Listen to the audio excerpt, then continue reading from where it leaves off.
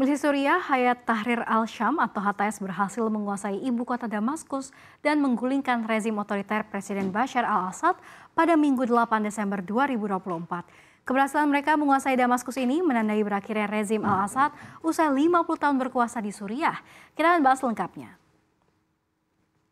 Jatuhnya rezim Presiden Bashar al-Assad di Suriah bermula dari peristiwa pemberontakan yang dilakukan oleh kelompok milisi Hayat Tahrir al-Syam atau HTS pada akhir November lalu.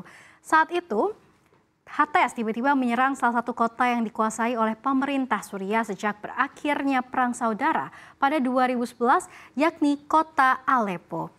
Serangan itu akhirnya membuat Aleppo kembali jatuh ke tangan HTS. Merespons serangan ini, al-Assad berjanji bakal merebut kembali Aleppo dari HTS. Ia juga bakal dibantu oleh kelompok milisi dari Irak yang dibantu oleh Iran, yakni Badr dan Nujaba. Pada 1 November 2024 yang lalu, 300 pasukan yang berasal dari kelompok milisi Badr dan Nujaba dilaporkan telah menuju Suriah lewat jalur yang jauh dari pemukiman warga. Hal ini dilakukan guna menghindari serangan udara dari milisi Suriah. Namun 4 hari setelah milisi Irak dilaporkan menuju Suriah, keadaan kembali meradang, di mana pada 5 November 2024, kelompok pemberontak HTS kembali melakukan serangan ke salah satu kota penting di Suriah, yakni Hama. HTS kala itu juga mengklaim bahwa mereka telah merebut penjara Hama dan membebaskan para narapidana yang ada di sana.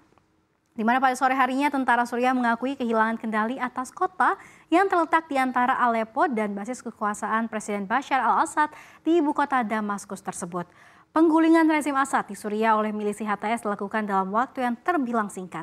Sebab aksi dilakukan hanya 11 hari saja setelah HTS berhasil merebut kembali salah satu kota penting di Suriah, Aleppo, pada akhir November lalu. Pada 8 November 2024, milisi Suriah dilaporkan kembali berhasil menguasai Damaskus dan menggulingkan rezim otoriter Assad. Di saat yang bersamaan, warga Suriah juga menyerang kediaman al-Assad di Damaskus. Mereka kala itu menjarah barang-barang berharga yang ada di kediaman dari Assad. Beberapa di antaranya seperti lukisan mewah, kemudian juga ada peralatan dapur, senjata, uang tunai, mobil mewah seperti Porsche, Audi, Mercedes-Benz, Ferrari, dan juga beberapa SUV. Ya, lantas bagaimana profil Bashar al-Assad dan bagaimana ia mampu memimpin negeri Syam hingga akhirnya tumbang pada Desember 2024 ini? Kita akan bahas di slide berikutnya. Ya, Bashar al-Assad merupakan putra dari presiden terdahulunya, yakni mendiang Presiden Suriah Hafez al-Assad yang berkuasa mulai dari tahun 1971 sampai dengan tahun 2000. Di mana saat itu Bashar yang awalnya hanya seorang doktor mata yang belajar di London dipanggil kembali ke Damaskus untuk menjadi presiden. Dan agar Bashar dapat memangku jabatan presiden, parlemen ini harus menurunkan usia minimum bagi para kandidat dari 40 tahun menjadi 34 tahun karena Bashar yang lahir pada tahun 1965 baru menginjak usia 34 tahun pada saat itu. Nah, ia kemudian memenangkan referendum dengan lebih dari 97% suara, di mana ia menjadi satu-satunya kandidat. Di mana pria yang pendiam dan tertutup ini awalnya memunculkan harapan akan reformasi. Namun hanya ada beberapa perubahan ekonomi yang terbatas dengan pemerintahan yang sangat mirip dengan rezim otoriter ayahnya selama 30 tahun. Satu dekade kemudian, pada Maret 2011, Bashar al-Assad menghadapi tantangan besar pertamanya saat warga Suriah turun ke jalan menuntut demokrasi, kebebasan sipil, dan pembebasan tahanan politik. Namun ia menepis pemberontakan itu sebagai konspirasi asing, seraya menjuluki lawan-lawannya sebagai teroris. Sebagai pemimpin satu-satunya kekuatan politik sah di negara itu, Partai Baath dan Panglima tertinggi Angkatan Bersenjata, tanggapan Assad ini adalah tindakan keras yang brutal. Hal ini kemudian mengintensifkan protes yang dengan cepat meningkat. Di mana pada tahun 2011 kemudian pemerintah menggunakan senjata berat terhadap kelompok pemberontak termasuk serangan udara. Akibatnya kerusuhan kemudian menyebar dan memicu pemberontakan bersenjata yang melibatkan kekuatan regional dan internasional.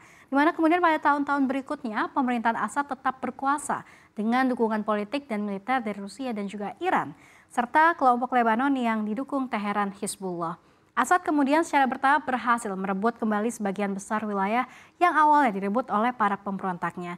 Pada bulan Mei 2021 kemudian Assad kembali terpilih menjadi presiden keempat atau masa jabatan yang keempat dengan perolehan suara 95,1%.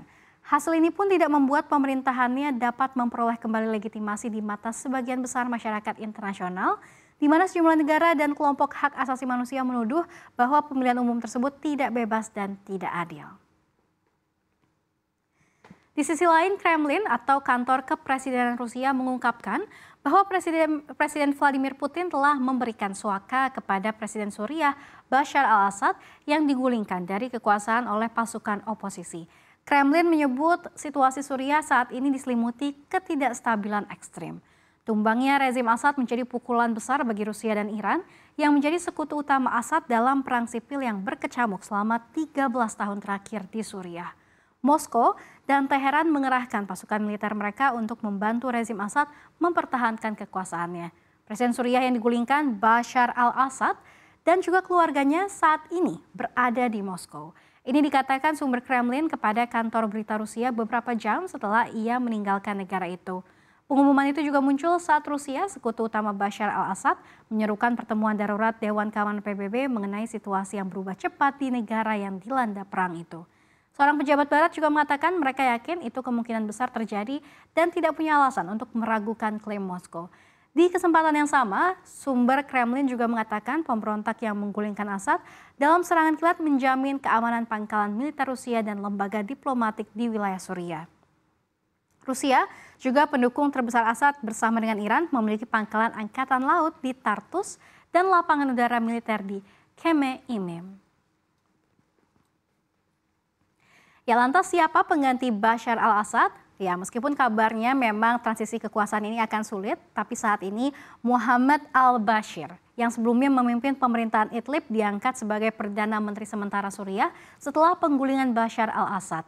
Penunjukan ini dilakukan setelah pemimpin Hayat Tahrir al-Syam, Abu Muhammad al-Jolani melakukan pertemuan dengan Perdana Menteri Suriah yang akan mundur, yakni Muhammad Jalali dan Wakil Presiden Faisal Mekdad pada hari Senin 9 Desember untuk membahas pembentukan pemerintahan transisi. Bashir sendiri telah menjabat sebagai Kepala Syrian Salvation Government atau Pemerintah Penyelamat Suriah, sebuah pemerintahan yang dikuasai oleh HTS di Provinsi Idlib sejak Januari 2024. Memiliki gelar insinyur, Bashir lahir di wilayah Jabal Zawiya Idlib pada pertengahan 1980-an. Menurut informasi yang diterbitkan oleh SSG, dia belajar di Teknik Elektro di Universitas Aleppo.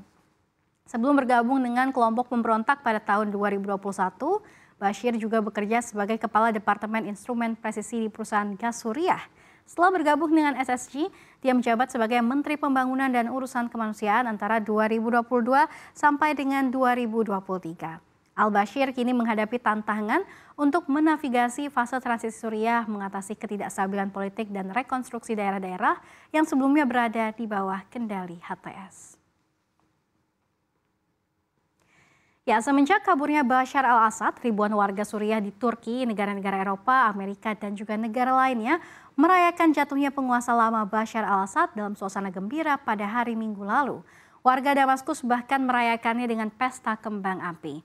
Di sisi lain, eskalasi di Timur Tengah terus memanas, khususnya di Suriah, di mana militer Israel pada Selasa 10 Desember mengungkapkan telah melancarkan sekitar 480 serangan udara ke berbagai target strategis di Suriah.